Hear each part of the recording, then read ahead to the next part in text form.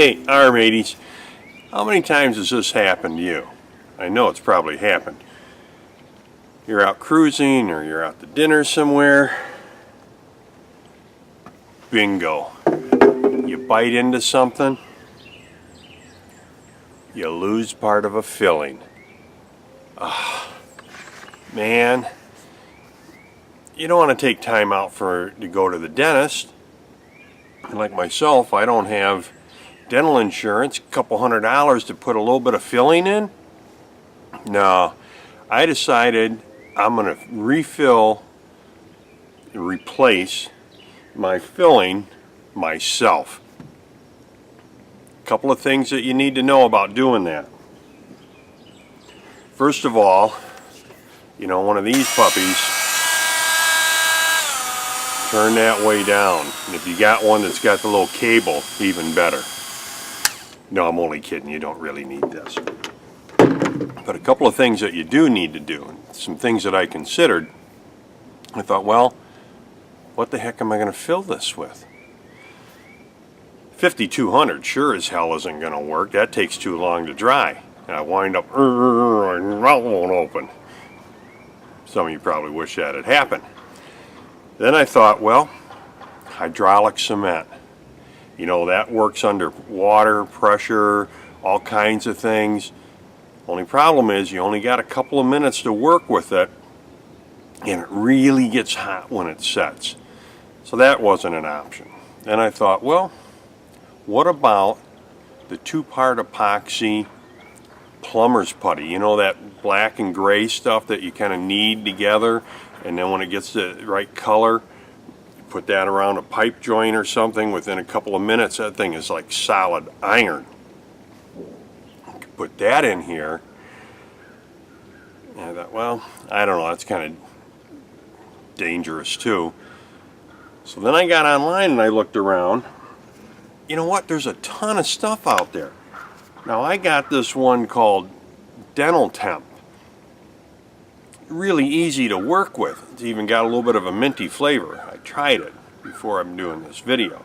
There's a couple of things that you need to know here that are important. One, rinse, make sure that the area is sanitized. The next thing is, each one of these is going to be a little bit different. This one was really easy to do. But if you do any kind of snorkeling or scuba diving, this is just a temporary fix. I mean, you really need to get to the dentist and have it done right. This is a temporary fix. But still, make sure there's no air bubbles in there. Make sure that you really pack it in tight, because if you do any kind of snorkeling or scuba diving, as soon as you go down 2 or 3 feet, that little air bubble is going to want to escape, and it's going to pop up through there and pop that filling out. Now I've seen and read about where scuba divers who've been to the dentist and, you know, they've had a filling put in, they get down there 7, 8 feet, all of a sudden there's a little bubble in there, and that just explodes that filling all the way out. The next thing is, when you put it in, bite down so that you have an even flow in there. If you have a little bump in that and you can't, and it hardens, and you bite down, what's going to wind up happening is you're putting pressure on your jaw here. You're going to wind up with one hell of a jaw ache. Worse than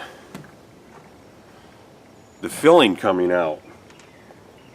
So this was a pretty easy process. Now with this one, all you have to do is take the little paste out, make a little ball, put it in there with your finger.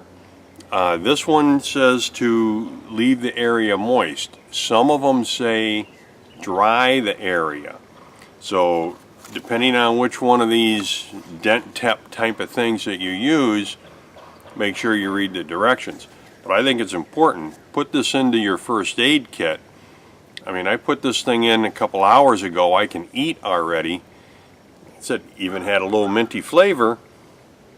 It was good. Now, when my filling came out, it wasn't like I had a lot of pain with it or anything. You know, I took the toothbrush, I cleaned that area out really well. A little bit more of the filling came out. Stay tuned, I'll let you know how long this lasts. It's a temporary fix, so I can't imagine it's going to last much more than a month or two. But let's see how it is. And guys, until next time, happy and safe boating to you, your family, and friends.